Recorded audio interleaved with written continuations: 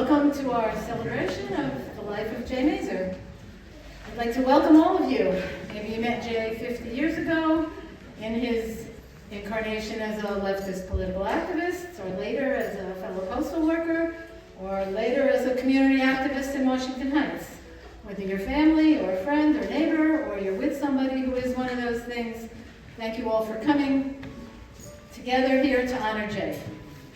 There is an organization that we hope you will consider making a contribution to in honor of Jay. And there's information about it in the booklets. I think everybody got one of the booklets. It's the Palestinian Postal Service Workers Union. I'm confident Jay would have appreciated your support for them. So, who is this we and us I keep mentioning? Well, when Jay went into the hospital, beginning of October 2023, the hospital staff wanted to know who to contact when they needed to know any background information or just to let us know stuff about Jay's condition and to plan next steps. So Michael and I signed up to be his emergency contacts, and then Dennis, where are you? Dennis signed on, and then Lee and Rob and Kathy. And we became the J team, the 6 of us. We stayed in touch and helped each other over the many hurdles that Jay and we faced over the 14 months. We dealt with the medical and nursing and social work and rehab staff at the 3 hospitals and 3 nursing homes that Jay was in over the course of that time. I've been knowing Jay since forever, and I want to highlight, this is a celebration of Jay's life, and there's an aspect of it I think may not be properly recognized, and I'm going to just address that one aspect. This is from something he wrote when he was trying to be an academic. He wanted to write a thesis about the Velvet Underground. Story of a proposal. In the winter of 1977, an old friend visiting New York to renew his cultural roots talked me into going to CBGB on the Bowery to see the Patti Smith Group and the Feelies. I wonder who that could have been. Admission was $5. The pinball machines constantly tilted. Patrons were cordially invited to kick the jukebox until it began to play. And the atmosphere was electric with expectations. I was immediately drawn by the bands, the music, the excitement, the dark, the beat, the audience, especially the audience. Now, that's the thing about Jay is, a lot of us, feel at various points in our life that we were born out of our time, born at the wrong time, or not well suited to the times we find ourselves in. Well, Jay, by this happenstance, wound up at the one time in modern American cultural history where the male beau ideal was to be a short, skinny, kvetchy guy with narrow lapelled jackets and a skinny tie. It was like he epitomized a whole chunk of that. One time I got back and he said, "Let's go to the Mud Club." I said, "Yeah?" I said, "Oh, sure." Main thing, we got there, and it had gone from being a hole in the wall to this thing. They had a red velvet rope. They had bouncers, they had, highly dressed, fashionable people and desperately dressed young people and stuff like that. Oh well, it was the Bush Tetris. I said, "Fuck it, Jay, I'd like to see him, but, this ain't happening." He said, "Don't bother." Waves his hand at the guy at the door. The guy goes, "Hey, Jay, come on up." What? And he just pulled me along with him, of course. We went in, it was a great show, and it became clear to me that Jay was spending a lot of time there in various bathrooms doing God knows what with God knows whom, and they all knew him. He lived in a moment that was so completely his and where he so completely fit that every one of us should have a life like that. And many of you know Marta Kruzik, who was one of Jay's good friends, and she really passed away at an untimely time, but she really loved Jay, and she took care of Jay. So I sort of wanted her to become part of this appreciation of Jay. So here she is. I met Jay a long time ago. In 1968, I was working in the SDS regional office as a printer. And the SDS leadership had become weathermen, and we hated them. And they went off to the Days of Rage in Chicago, and a bunch of people from the various SDS chapters in New York broke in and took it back. And that's where I met Jay. So there was a period when we were waiting in the hallway, can't remember why, and Jay was there, and a couple other LIU people were there. And I met some of those people who I knew for the rest of my life. When Jay's mother died, he asked me to come to the funeral. And I did, along with Chris, who's not here now. It was a small group. But Jay was so, Jay loved that happened. And from then on, we had a close tie. And it didn't come from me, it came from him, but eventually it was ours. You know, so we were emotionally pretty tight then. And almost a year later, I went to work in the post office. And Jay was there already. And he was part of a quirky group, the Outlaw. And, you know, they were there already. And, you know, it was a totally quirky time. And Jay and those people had a quirky approach. But based on that work, he was in the Bronx, but there were members all over the city. And, you know, we built post office work up to be one of the best things we ever did. And Jay recruited people. He recruited people out of that work who became lifelong socialists, lifelong activists. And that was great because a lot of people looked at Jay like, oh, he's not going to be a leader, he's not going to do the right stuff, but he did. And Jay was a clear thinker, you know. He had a quirky point of view. He looked at things a little different than I did. He would say things that I would think were like, what? And then he would talk it through, and he was so clear. You know, he had ideas and understandings that came through a unique lens, but they were clear, they were forward-looking, and they helped me understand the world. So now Jay got sick, and that was terrible. Some people say, oh, Jay's out of it. He might have been out of it, but he had such a clear understanding of things that were happening, even though I don't even think he was that much in communication, that much watching, but he knew what was going on. I met Jay in graduate school, which was in the early 90s. So that means I knew Jay for about 30 years. And in terms of what Jay would always say, I was one of his new friends. So that despite the brevity of our relationship, he was a loyal and fascinating friend. He was eloquent about the Harlem Renaissance, his beloved New York punk scene.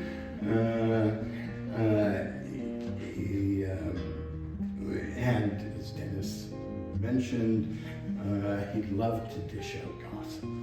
historical and contemporary. But the point for Jay was always that the gossip explained how the world really went.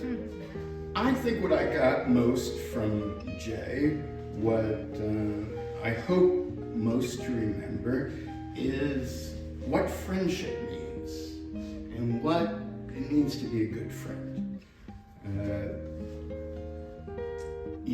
Among other things, Jay was empathetic.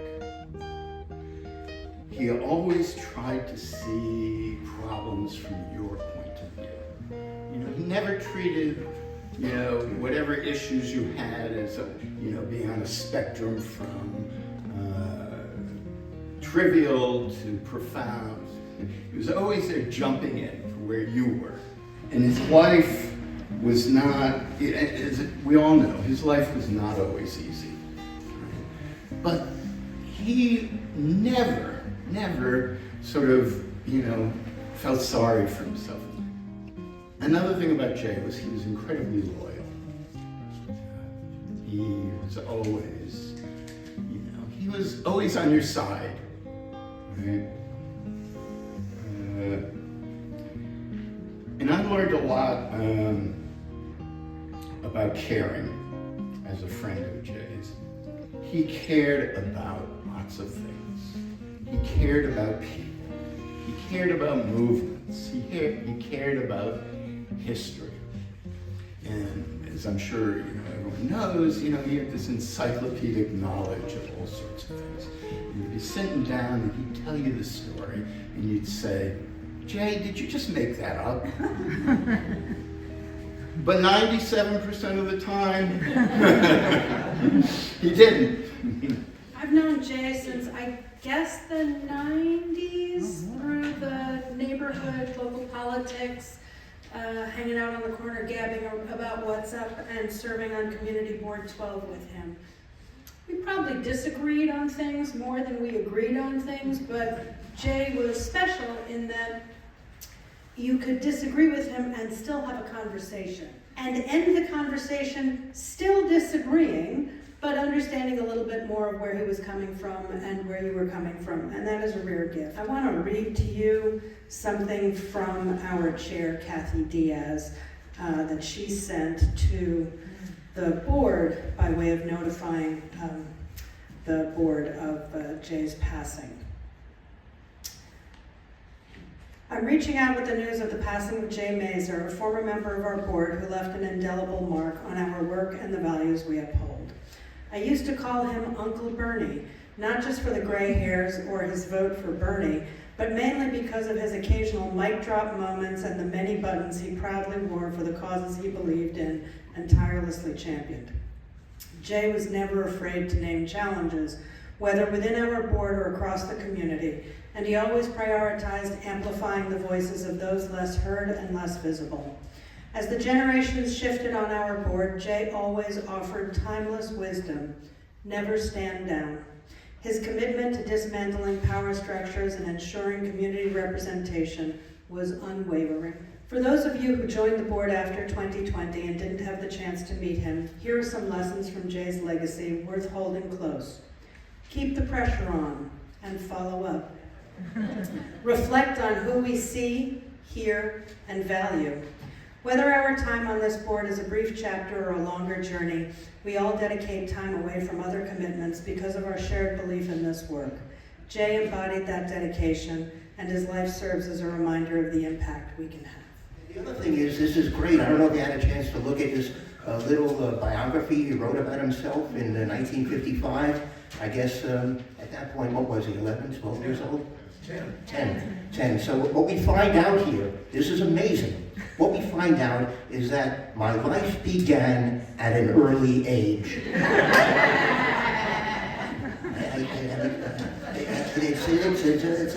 It's eye-opening. I mean, really. And what you find out here is that at 1 year old, I was talking, walking, and as big a pest as ever. So it's very believable. This is a great document. Jay Mazur was nobody's fool. He had a mind of his own, he knew where he stood, and he knew which way the wind should be blowing. This is a time when we need more people like Jay, not fewer. When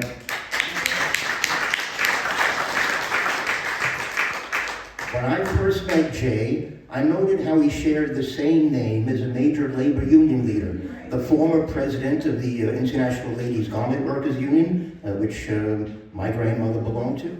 Jay was going to labor unions and trying to get support for different politicians, and he went down to my union, 1199, and he wanted to get support for somebody or other. And he somehow got into the office of then the president, Dennis Rivera, and he told Dennis's administrative assistant, just tell Mr. Rivera that Jay Mazur is here today. So Dennis said, of course. Jay went in, and Dennis was like, huh? But, Jay was not to be daunted, and he proceeded with what he wanted 1199 to support. And Dennis listened. I don't know what he did, but, Jay used what he had to get what he wanted. Jay was a member of Manhattan Community Board 12's Health and Environment Committee, which I chaired, and it was great having him there. He would call me before the meetings, and we would discuss the topics on the agenda. Those were never brief conversations. I don't think you could have a brief conversation with Jay. He always had something else to say and another point he wanted to make. At the meetings, I could always count on him to raise questions out of left field, of course, questions that only Jay would ask. And that was great, because when I turned to him, I knew that he was going to bring up something that no one else thought of, or that no one else had the temerity to bring up. During the height of the COVID pandemic, and this is what Liz was alluding to earlier, Jay was the one who questioned the representative from Isabella Geriatric Center about whether they were counting the deaths of residents that had occurred at hospitals where they had been sent from the nursing home. It was a tough question, and I'm not sure that we ever got the answer. So it's a bit ironic that Jay ended up at Isabella in his final days. I was asked by the borough president's office to represent and present this proclamation. And whereas for decades, Jay Mazur served the community through countless drives, organization efforts, years of loyal postal service, and community activism. And whereas since 2012, Mr. Mazur served on Community Board 12 and was active on the committees for aging, land use and traffic and transportation, housing and human services, health and environment, licensing and bylaws, which by the way is like half of them. Whereas Mr. Mazur spent his retirement as an electoral campaign organizer, volunteering for numerous candidates including Barack Obama, Bill de Blasio, William Thompson, Jeffrey Klein, and Gail Brewer. And whereas Mr. Mazur also mobilized door-to-door efforts, forums, and rallies to raise awareness and protest budget cuts for United Healthcare workers. And whereas Mr. Mazur was a dedicated member of local organizations, unions, and boards, including the Barack Obama Democratic Club, the Audubon Reform Democrats Executive Board, the Northern Manhattan Democrats for Change Executive Board, and the Working Families Party, among others. And whereas Northern Manhattan has lost a giant, and we will always remember Mr. Mazur's selfless service to the community. Now, therefore, I, Mark Levine, do hereby commend Jay Mazur for his contributions to the city and proclaim Saturday, February 15th, 2025, Jay Mazur Appreciation Day in the Manhattan.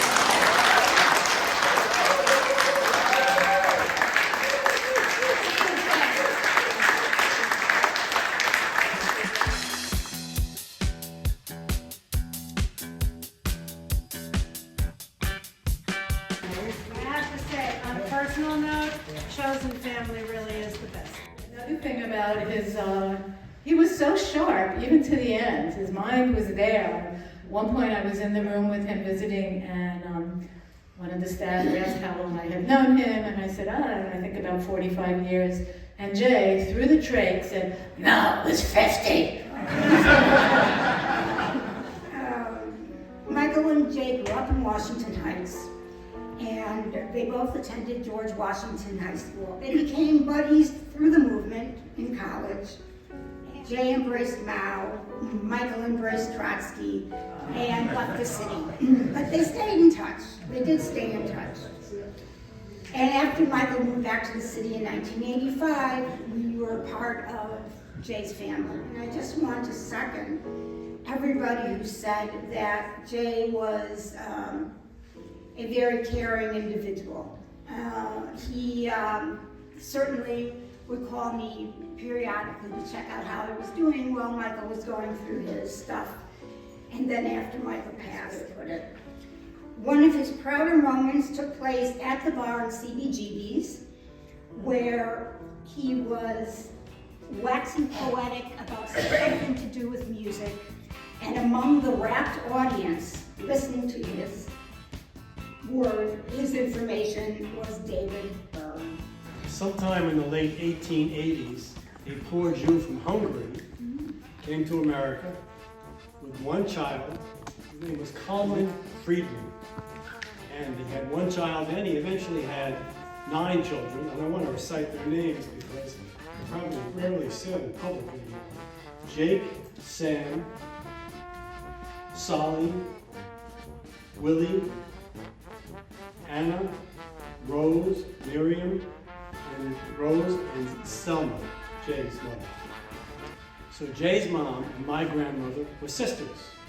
Jay was my father's first cousin. I had little contact with Jay. I was a far-flung family until I walked into a storefront in the Bronx in 1971 and ran into Jay in the on-the-move storefront in the Bronx. So we had the family connection and a political connection. It was a rollicking, colorful family. During Prohibition, they were in the rackets, which is our family's lingo for being the bootleggers. So they were a very colorful bunch. Somewhere along the line, some in my family found the intake form for his Uncle Sam and my great Uncle Sam at Sing Sing Penitentiary. Jay said, "You have the form?" I said, "Yeah." He said, "What was he in for?" I said, "Robbery." There was a long pause. Jay said, "I'm relieved." And it's wonderful to see all his friends and comrades here today. So thank you all. Being a rabbi, and I come truly as a friend, but being as a rabbi for hospice, I do hundreds of services. And it almost makes me cry. I haven't experienced a more meaningful, honorable tribute than the one that we're all witnessing for your dear friend, Mr. Mazur. What a mitzvah, what a kindness. But it's the small acts of kindness that bring the world together, that bring people together, bring ethnicities and cultures and traditions. I am overwhelmed that there's such beauty still in our world. We should freeze this moment together. In the rising of the sun and it's going down, in the blowing of the wind and the chill of the winter, in opening the buzz and the rebirth of spring, in the blueness of the sky and the warmth of the summer, in the rustling of the leaves and the beauty of the autumn, in the beginning of the year and when it ends, when we are lost and sick at heart, when we have joys we yearn to share, so long as we live, they, Jay, too, shall live, for Mr. Jay Mazur is now part of us as you have fulfilled that beautiful act of kindness of remembering Mr. Jay Mazur. Amen. Some of you who know those of us who have planned this event might find it odd that we're including recitation of the Mourner's Kaddish. To us, it makes good sense. The practice of reciting this prayer is a ritual created for us by our Jewish ancestors. This connection to our past is another aspect of our mourning. There's something very powerful in saying the same words our ancestors have said over generations. While Jay was not a man of faith, he definitely felt a connection to his lineage, to those who came before us and developed so many rituals of Jewish culture, like the morning ritual of Kriya, making a tear in the fabric of our clothes, symbolizing that when someone dies, they are ripped from the fabric of life and from the fabric of our lives. Our lives irrevocably change with their death.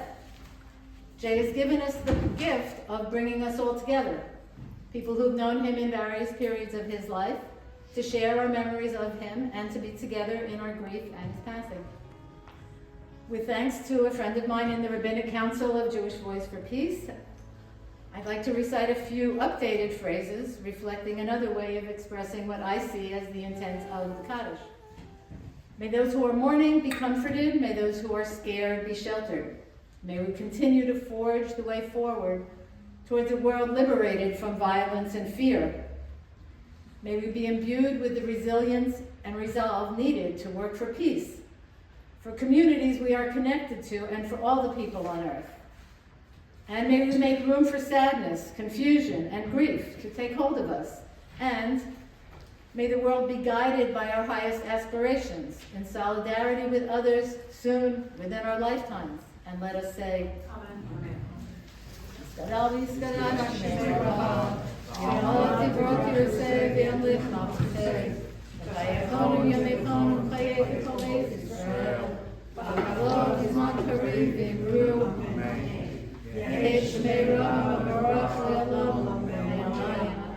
Yisbarach, Yishtabach, Yisha'ar, Yishramam, Yitnaseh, Yisadar, Yisaleh, Yisalal, Shnei, Kusha, Perichu, Le'ela, Mel'ela, Mel'kol, Bechasa, Bechashata, Shush, Bechasa, Benechamasa, Tandaram, B'yamam, B'yru, Amen. Yehi Shlama Rabba Min Shemaya, B'chayim, Aleinu, B'al Yisrael, B'al Kol Yeshvei Tevel, B'yru, Amen. Oseh Shalom B'ramav, Yaseh Shalom, Aleinu B'al Kol Yisrael, B'al Kol Yoshvei Tevel, B'imru, Amen. And J. D. Mazur was eager for people not to confuse him with that other J. Mazur. Except for that once. Except for that once. But that tells you something about how Jay really worked like that. So I knew Jay somewhat in the old days. I was aware of him in the 1970s in the RU and the RCP. I lived up in Washington Heights starting in 1975 and knew him up in the Heights. We used to go walking up in the park. It was really quite lovely. And we came closer, and in the early 80s, Jay and Dennis and Marta came out to our place at Peconic on the North Fork, and Kathy, my wife, wrote a short story called The Party's Over. Yeah, well, and in that short story, there was a character, Dickie, that was modeled on Jay, and Dennis is in there, and Marta's in there, and I'm in there, and others. Kathy, who couldn't be here today, says that anybody who would like to read that story, let me know, and we'll get that story to you. Kathy's happy to share that story, The Party's Over, where you can learn about Dickie. So, Jay, as everybody knows, worked in the post office. He kind of hated it in the post office. And certainly when the political atmosphere cooled down, he was looking for other things to do, and he decided he wanted to go to graduate school. And in particular, he wanted to go to graduate school to study American culture and get a degree. And he decided, in looking around, that he would go out to Bowling Green University in Ohio. Ohio, Jay, in Ohio. Well, okay, he needed academic recommendation, so he came to me and asked me if I would write him a recommendation for this program, and which I did. And I sent it in. I remember thinking, what am I going to write about Jay that would get him into a program of American culture? So I said in this recommendation, look, I got curious about this guy, Clifton Chenier. I heard him on the radio. And I went to Jay and I said, what do you know about this guy, Clifton Chenier? And Jay gave me a whole lecture about Clifton Chenier. I put this in the recommendation. He needs to go to your program to flesh out that knowledge But he's coming with something. He's coming with something that's going to be important for your program. And he got in. And he went out there for a year. And he couldn't make it. He came back to pay for that. He cashed out his postal retirement. That figures in the story. He cashed out his postal retirement, he went out there, and he couldn't do it. He came back to New York, he got into the CUNY Grad Center in sociology. And with his program in the CUNY Grad Center, he got a position, Kathy helped and others in a position at BMCC, teaching as a graduate student. Now, you're a graduate student, TA, and BMCC, you're supposed to grade papers. Well, Jay could go to class and he could run a rap, but he wasn't going to be grading papers. So he didn't make it. And the core of why he couldn't make it is because he couldn't write a paper. He just could not. He could rap, he could run a story, but to actually focus it down onto a piece of paper and write an article, he couldn't do. So he ended that, and there I'll just tell you a little story about Jay and his father. Jay, when he was a student at LIU, was very excited about learning, and he went to his father, who was a traveling salesman. And he showed his father the play Death of a Salesman, Arthur Miller's Death of a Salesman. So his dad read it. Jay told me the story. His dad read it and came back and said, I always knew that Connecticut was a terrible district. Well, go have a conversation with that. So Jay had that kind of frustration there. And then when he couldn't make those programs, those graduate programs, he really fell into a very deep and dark depression. Mm-hmm. He really was seriously and clinically depressed. Mm-hmm. And he fell behind in all of his organizational capacities and all of his work at home, keeping up his apartment, and he couldn't work. And he didn't pay his rent. So for months and months and months, he didn't pay his rent. And he was going to get evicted. And Dennis said to me one day, you know, Jay's going to get evicted, and pretty soon he's going to be living in a refrigerator box. Well, I'm teaching an introductory economics class out at Stony Brook. And so I told the story about, I know this guy who's about to be evicted because he doesn't have the money to pay his rent. This is in an auditorium of about 450 students. There's a balcony, I'm up on a stage, and I'm talking this story. And from the audience, from those students, a voice comes. Where are his friends? Well, that.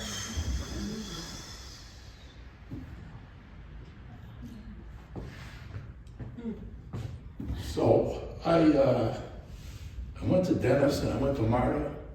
And we went with Jay to landlord-tenant court, and we paid his rent, his back rent, and we agreed to the judge that we were going to pay his rent. From now on, I paid his rent. From 1997 until he died, I paid his rent every month. But he got Citibank to send out of his SSI check some part of that rent back to me. So he, but the point is, that we organized to rescue him from the refrigerator box. And that's where this team actually started. Yeah. So Jay had his Rolodex, and the way Jay would pass it at the time when he wasn't working, he would just call people up. I'm sure he called everybody in his room at least 400 times. Right? And he would call you up and he would, how's it going? And he would talk to you about what was going on. And he would talk to you about what was going on. And it wasn't exactly a conversation. You could get a word in or something, but he was going to tell you. And it was actually pretty interesting. It was rambling, it wasn't exactly a sustained conversation, but it was a very interesting, he was a deep guy. We heard about that. So when I was writing this last book of mine, Class, Race, and Gender, I showed Jay the manuscript. And he came up with comments, handwritten, page after page of handwritten comments on page after page of this manuscript. And he gave it to me. And I got comments from all kinds of people, but Jay's comments were the comments that organized me in how to go about revising that manuscript. It was Jay that did that for me. Anyway, Jay introduced me to Big Wong down in Chinatown on Mott Street, which only later I looked on Zeg at, and you know, it's got a huge 24-point rating. It was one of the best Chinese restaurants. It's a hole-in-the-wall place. Jay knew about it. He knew about Dave's on 6th Avenue to get a shirt and a pair of pants. I'm wearing a pair of pants now I got from Dave's because of Jay. So Jay wanted to quit smoking. Well, cigarettes anyway. So he went to an acupuncturist on 8th Avenue and 15th Street, and he quit smoking. He actually did quit smoking. He told me that was harder than quitting heroin. Quitting nicotine was harder than quitting heroin. So my daughter, Sierra, couldn't be here. She's out on the West Coast. But when Dennis posted the notice of Jay's passing, Sierra put something on, and I'm just going to read it, just 2-3 sentences. Of the long road trip Jay made from New York City to my high school graduation in Vermont, way back when, he remarked with wary suspicion that so many trees should exist all together. He was just a curmudgeon. Right? Yeah. Jay was just your curmudgeon. But he was a sweet curmudgeon. And he never lied, at least not to me. I knew him for 50 years. As far as I know, he never lied. Jay Mazur, who called himself Mazur, he insisted on Mazur, but it was, I understand, Mazur. But at any rate, let's hear it for Jay D. Mazur. Anyone else who wants to take a few moments to share a memory of your time with Jay, please do keep your remarks to 2 minutes, not like Jay would have done. We met in 1970. The way I remember Jay was he would hold court. He was very, very entertaining. And yes, he was a curmudgeon. In fact, he was more than a curmudgeon. He was a pain in the ass at times. And I think he took pleasure in that. 100%. He did. He held himself in high esteem for that quality, as I did. Jay was a master of retail politics. He could discuss every aspect of the Black liberation movement in great detail. He could discuss literature that had Black detectives in it, or literature that Black people wrote about being a detective, or Southern California detectives who were Black but had white girlfriends. He had an amazing ability to zero in on a subject and stay with it. But the quality that I admired the most, I mean, I meet people, and I'm lucky if I remember their name when I'm leaving the room. Jay would remember people's names forever. He would remember where he met them, whether or not they were married, if they had children, how old their children were, possibly even the children's names if he had heard them. The guy was incredible at being engaging with people and compelling them to enter into a dialogue. I know Jay, as Rob did, from CUNY Graduate Center when he came back from Bowling Green. We were in Cultural Studies seminar together, and as part of Stanley's class, we always had to come up with reading groups. There had to be several reading groups. and it was up to the reading group to decide what the theme of the reading group would be. So Jay was in ours, and I think he came up with most of the terms. We were the science fiction, post-colonial, working class African-American reading group. So we had to come up with text to read as part of this. And I think Jay provided the major bulk of those, but he introduced us to, or at least me, to Philip K. Dick and Raymond Carver and other people. But also for what people were saying about his empathy was so grand. I was coming from a background of being a daycare worker and a preschool teacher, so I kind of felt like I didn't belong in a PhD program. But Jay really made me feel like I belonged there, right? And I don't know how many of you are familiar with cultural studies in the early 90s, but there was a lot of pretension going on at the time, a lot. And I thought so, but I didn't quite trust my own judgment as an early childhood, daycare worker. But Jay sort of justified and reinforced, and really made me feel like I wasn't a total fool. But my favorite line that he ever said when we were discussing the pretension or whatever, he said, "Yeah, when I hear the word discourse, I go for my gun." We went out postering for this march in Philadelphia. We've carried the rich for And people are still proud of it, which I don't understand why. And as we were going out posting, we went out putting the post, we had wheat paste. People remember that? Oh, yes. Yeah, the big bucket, you put things up. And Naomi was there with me. And Jay was in the office and said, "Hey Jay, what are you doing? I'm going to work late. You want to come with us?" Of course he said yes. So we go out to wheat paste. And I never met this guy. We're doing wheat pasting. We're all dressed in our stuff. He's wearing a suit and a jacket. He's wearing a jacket. And some drunk comes by and starts, kind of yelling at us because we're putting up communist stuff. And him and Jay get into a fist fight. And this Jay's wailing on the guy on the floor. Some unnamed person, Naomi, throws a bucket of wheat paste on both. And Jason still has to go to work wearing wheat paste. And I said, this guy's pretty cool. He knows how to fight. That's the only thing I remember. And then we became friends, and he became a music prodigy, music advisor for me, like Dennis, on things that I did grow up with and appreciate now to this day. And I always remember those memories of him just really helping me learn. But also, you cleared up something for me I didn't realize. We had a discussion about Virgil Tibbs. And he was calling Virgil Tibbs an Uncle Tom. And I couldn't figure out why till now, because he thought he knew better about black detectives than black detectives and black people do. Okay, thank you. I'm here to read a comment that was sent in from Melanie Scott from Reno, Nevada. Jay was my sister Stephanie's across the hall neighbor for more than 4 decades.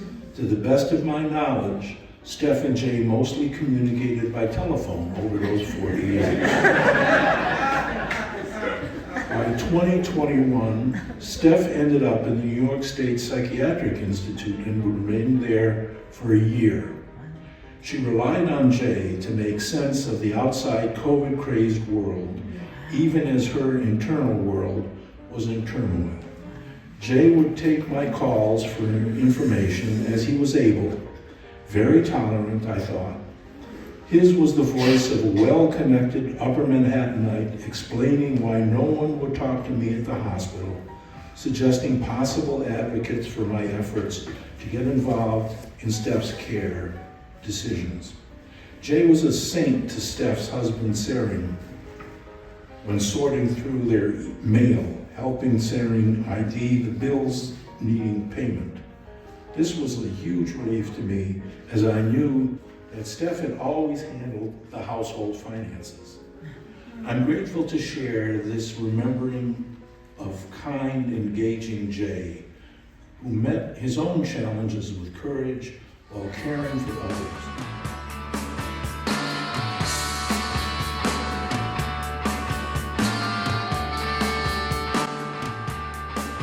Jay Mazur was nobody's fool. Let's hear it for J.D. Mazur.